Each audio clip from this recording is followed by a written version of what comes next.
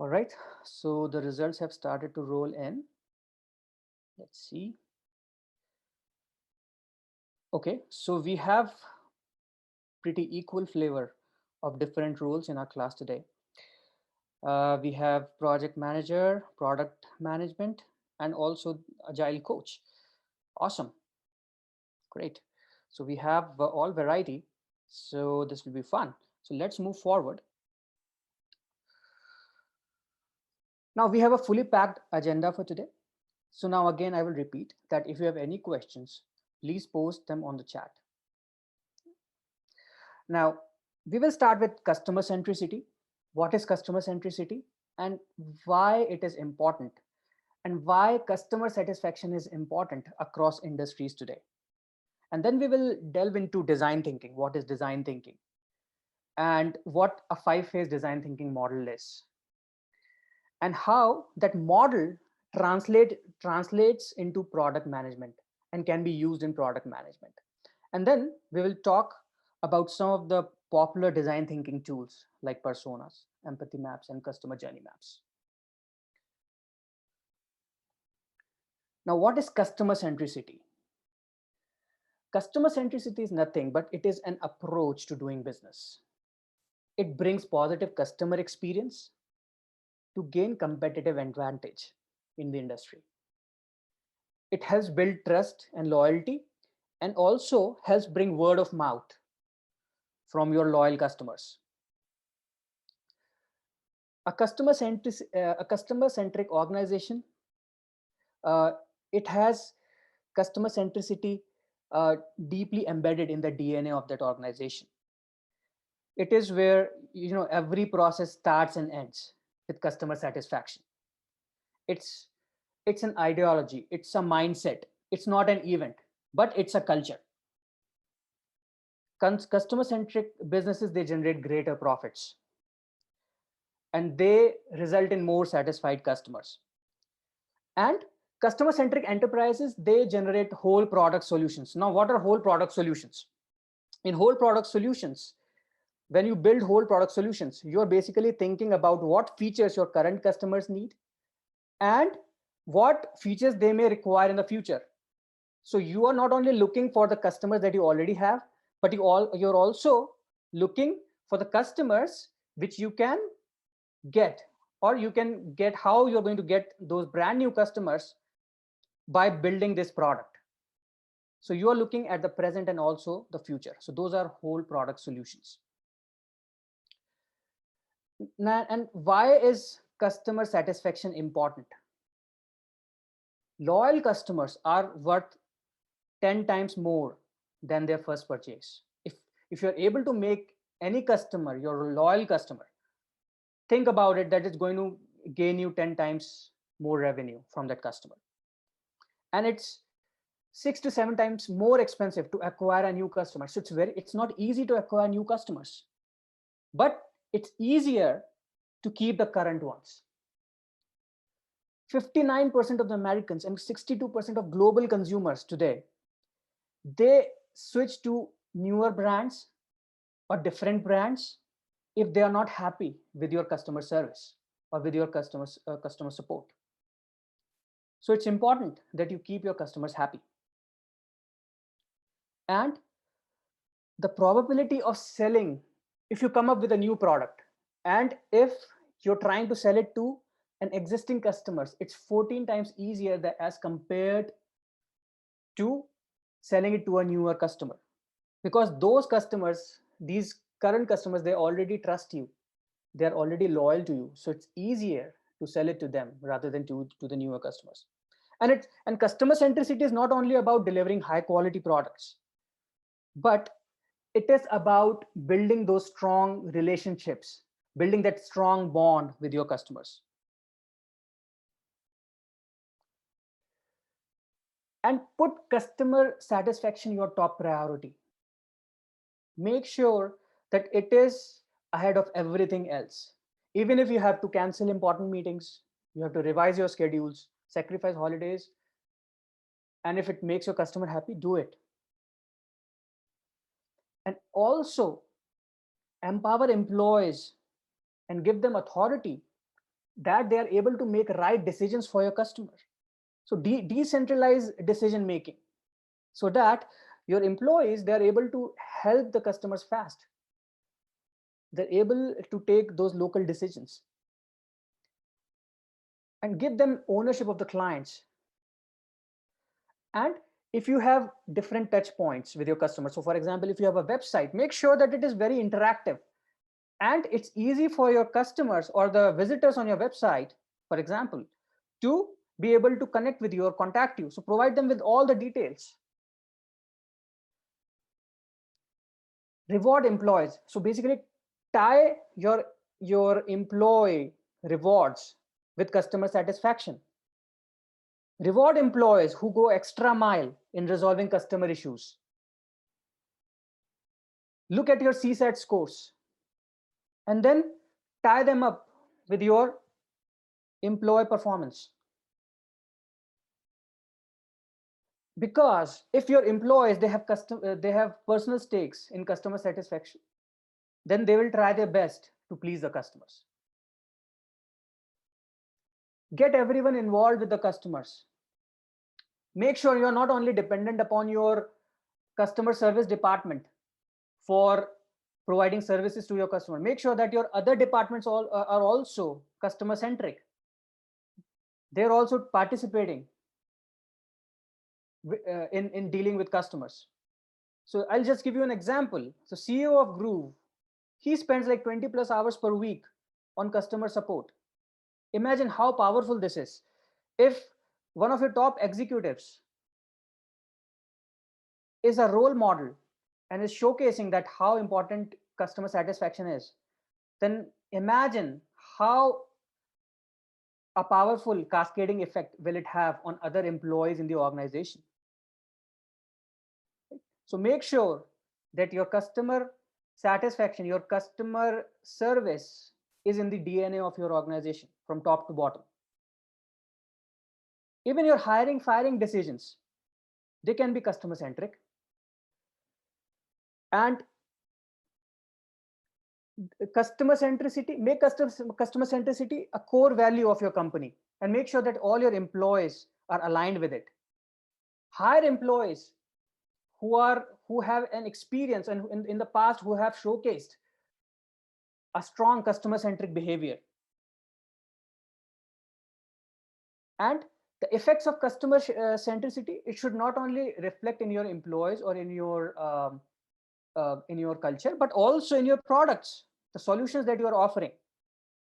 Even if you are acquiring any third parties or any smaller companies, make sure that you are taking your decisions keeping in mind how customer centric were they. So some of the very common examples like Instagram or WhatsApp, which were acquired by Facebook, were based on those some of those decisions or on that perspective. And celebrate customers' success. If customer succeeds, it's your success. Celebrate with them. And if they need your helping hand, if they need your support, provide your full service. And use it. If a customer succeeds, use it as a success story to motivate other employees. Simple another example. So tradekey.com, it's a B2B trading portal. Right. So a service employee was able to help a client close a huge business deal. And then the whole team which was involved in helping that customer was rewarded and acknowledged throughout the organization.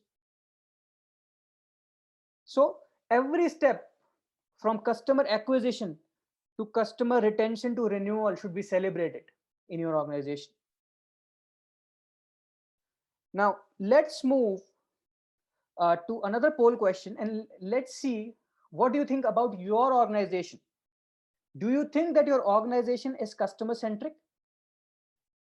Now let's go back to the same link and let's take 1 minute and poll for it.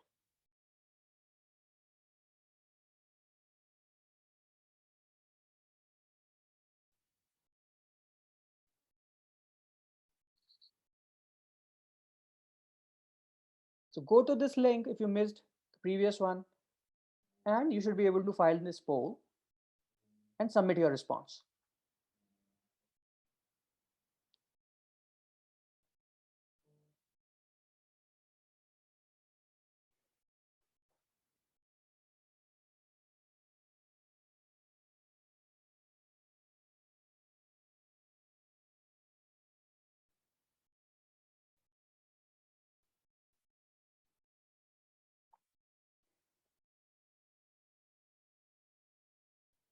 Okay, 20 more seconds.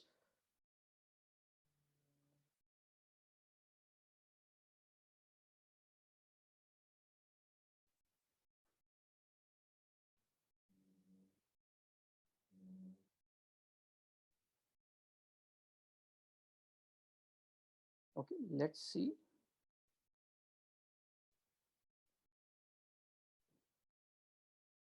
Nice. So anyone else wants to respond?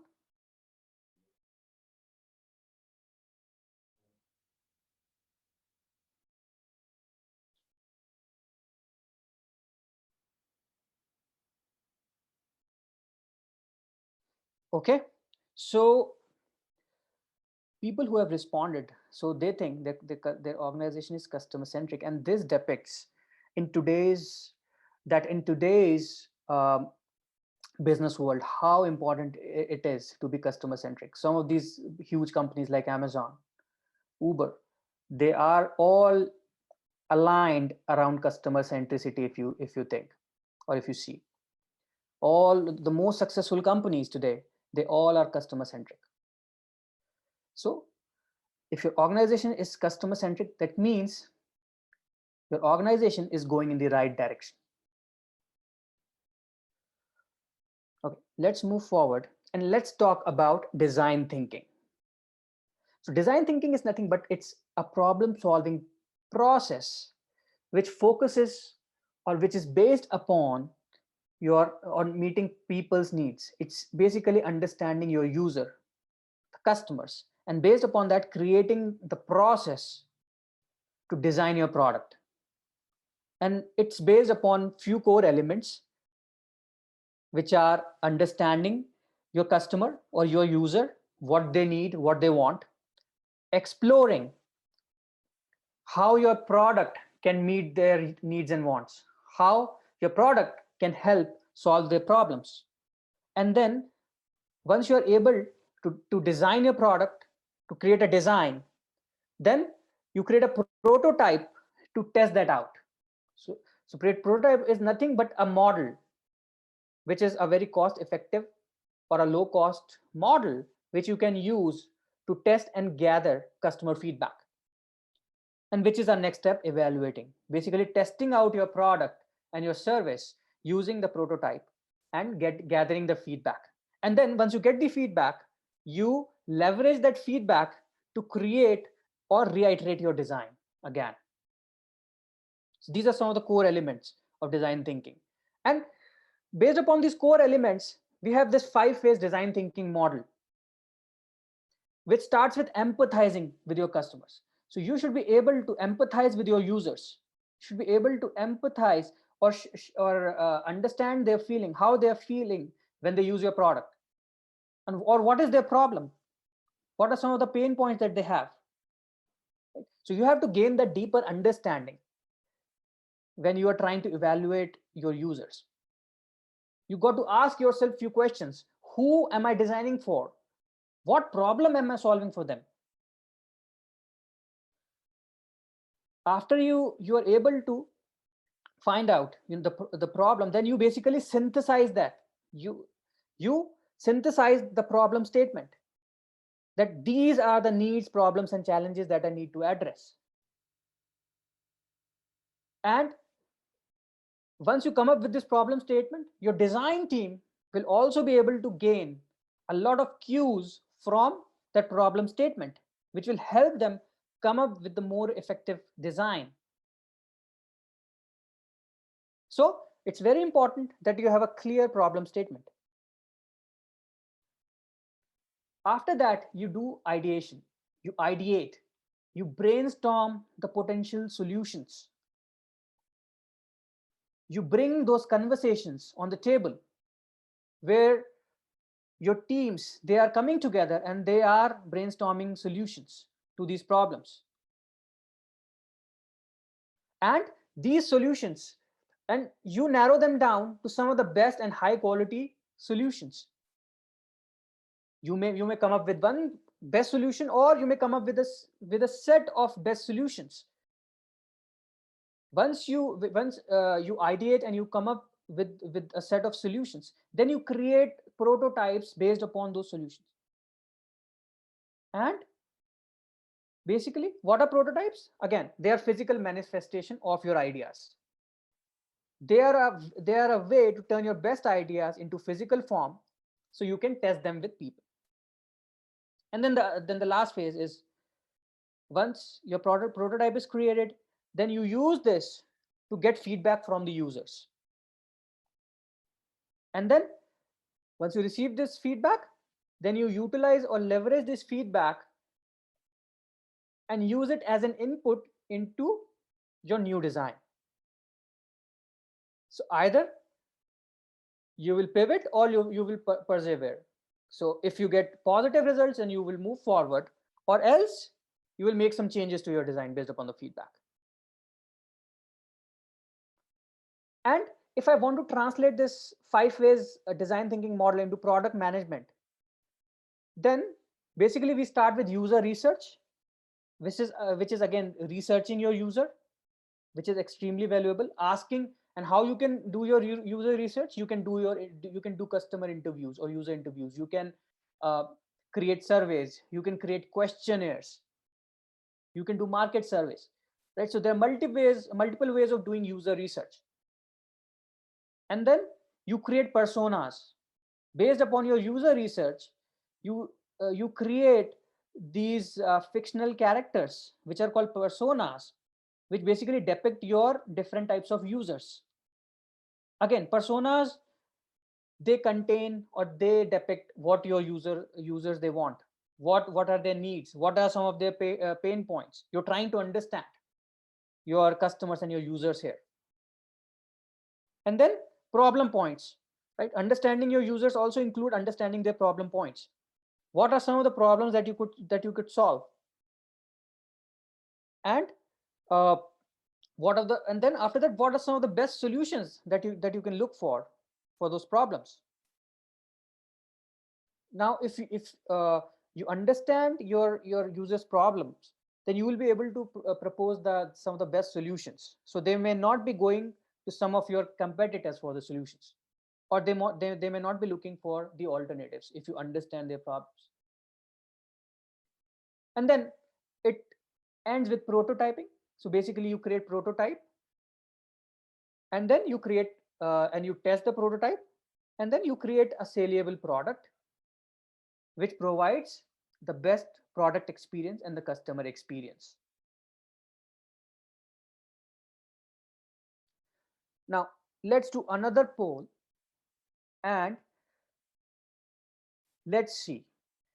So have you used any design thinking tools at your workplace, or have you used any of these below design thinking tools at your workplace?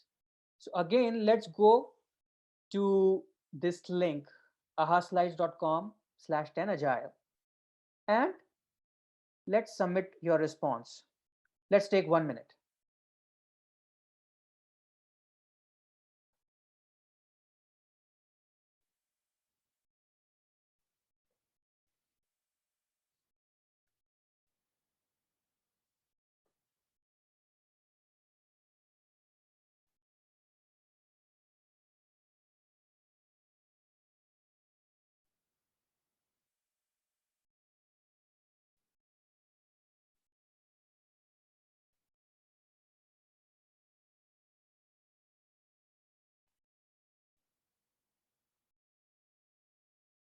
Okay, 20 more seconds.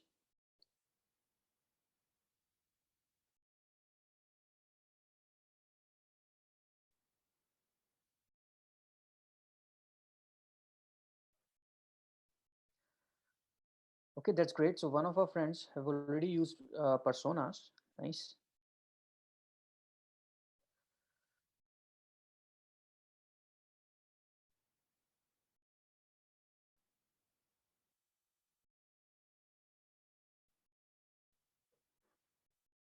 Okay, so yeah, so we have a mixed bag here.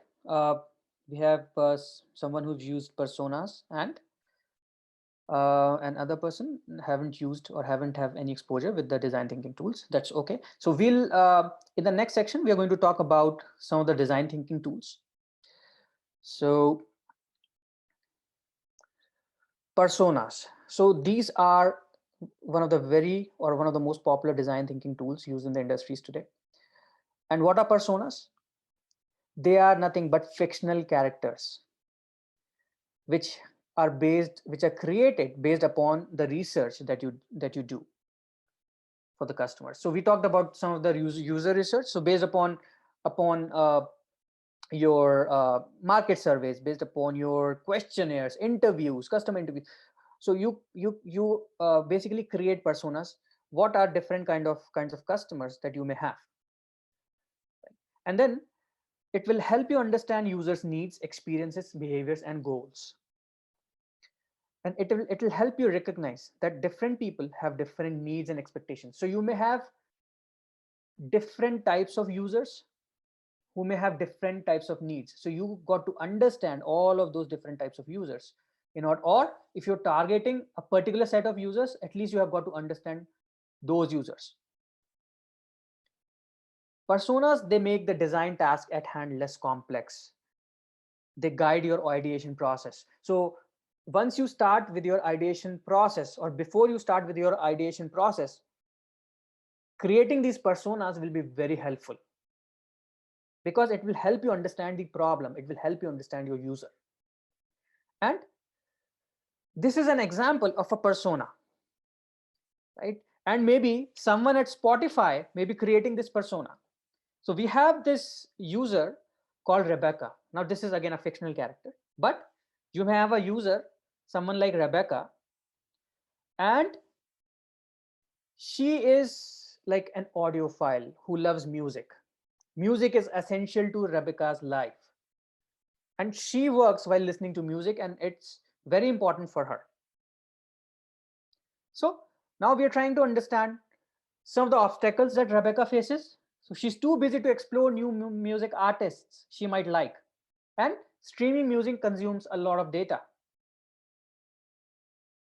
And how do I keep, and some of the other questions that Rebecca may ask, right? How do I keep updated on new releases? How do I learn about new artists? Can I listen to music in a data efficient manner? So some of these questions. And can I listen to music on MacBook and my iPhone? Right? And who are some of the people who are some of the factors, or what are some of the factors which influence Rebecca? Friends, music charts, ads, and what is Rebecca's situation? Right? So she listens to great music to keep her productive at work, and superior music quality. She looks for superior music quality, and she wants to expand her circle of music artists. And then there is Rebecca's story, what she wants. So understanding your customers, so understanding Rebecca here, if I'm Spotify, and if I'm trying to understand Rebecca, right, then this will be very helpful before I design my product, or before I come up with the ideas to design my product. So this is how powerful personas are. Empathy maps, another powerful tool. It again, it also helps gain a deeper insight into the customers, into your customers. And it can represent any target group of users, or any particular customer segment. So I would directly move here. So this is called empathy map canvas, and this is how it looks like. And basically we are asking multiple questions on this canvas. Who are we empathizing with? Who is the person we want to understand? What is the situation? So this is basically your target user for whom you are creating this empathy map. What do they need to do? What do they need to do differently? What decision do they need to make? How will we know they were successful? What do they see? What do they see in marketplace? What are they watching, reading? What do they see others saying and doing? What do they say? What have we heard them say? What can we imagine them saying? What do they do, right? So how do they do today? What behavior have you observed? What do they hear? What are they hearing from others? What are they hearing from their friends, colleagues? And what are some of the pains they have? What are their fears, frustrations? What are some of the gains? What are their wants, needs, hopes? So again, this is again dependent upon your research. You can, so when you are filling up these empathy maps, so you can bring your team together. You can maybe create this model, this empathy map. You can print it out and you can put it on your big board, and then you can provide like post-it or sticky notes to all the team members. And you can, based upon your target customer, you can and their research, you can ask them to put their sticky notes in all these areas. And then in the end, you can, once you have all the sticky notes, you can evaluate what you and your team came up with, right? So this empathy map canvas, it's again a very powerful tool which helps you understand your target customer and what, and helps and this information is going to help you in your, when you're designing your product. Now the third tool is customer journey map. It's another popular tool which is used, or which is a design thinking tool to understand your customer. So it basically maps out your customer journey. So for example, when you go to Amazon, you go to their website, you search for any item that you want to buy, and then you select it, you uh, put it in your cart, and then you check out, then you pay for it. So it basically, it's a complete customer journey. And then your order is submitted, and within few days you get your product, whatever you ordered, right? So basically you are understanding your journey, your customer journey here. And what are some of the touch points?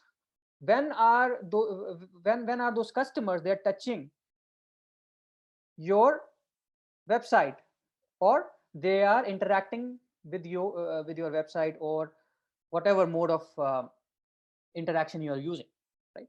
So whether your customers, they interact via social media, email, or live chat, or other channels, mapping the customer journey out visually helps ensure no customer slips through cracks, right? So this is very important.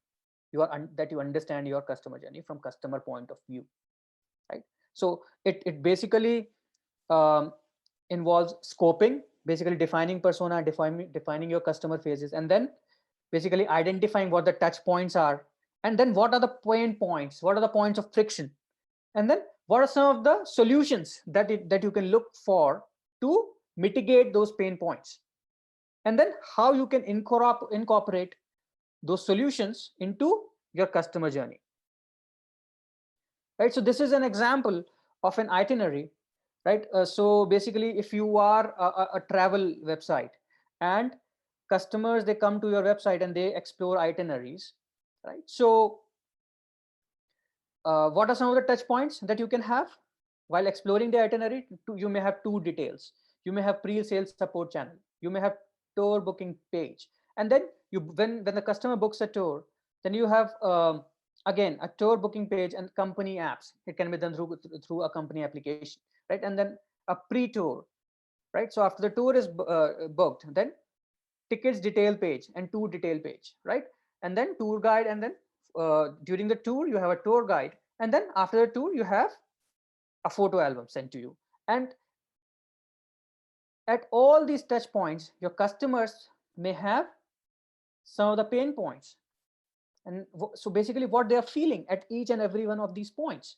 So example, when exploring itinerary, right? So lacks sophisticated tour searching, brochure not printable, lacking real-time support channel. While booking a tour, complicated booking process, unable to book via smart devices. While doing the pre-tour, no direct way for printing tickets, lack recommendations. So these are some of the pain points during each and every one of these phases during tour. So so your tour guide is unable to communicate with people, right? So that's a pain point. And then some of the recommendations that you can make at all of these pain points, right? So some of the ideas for improvement, then support advanced searching when exploring itineraries during that touch point. supporting more sharing options for tour detail pages, supporting WhatsApp, and then booking a tour, right? So simplifying the page flow of booking, right? Supporting booking via apps. Preto, supporting a direct print function for tickets, showing how to travel to the airport, right? And then during tour, ensuring that, yeah, so tour, we have what was the problem? That tour guide was not able to communicate effectively with local people. So maybe we can replace the tour guide, or we can train our current tour guide to communicate better with people. And then easy album sharing, right? So basically you're looking at your customer journey, breaking them into pieces, understanding all those pieces, and then understanding the pain points, and then providing the recommendation at all those pain points. So this is what is your customer journey map. So this brings us to the end of this presentation and webinar. So any questions from anyone?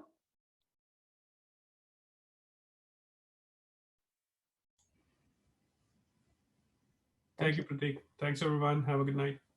Thank you.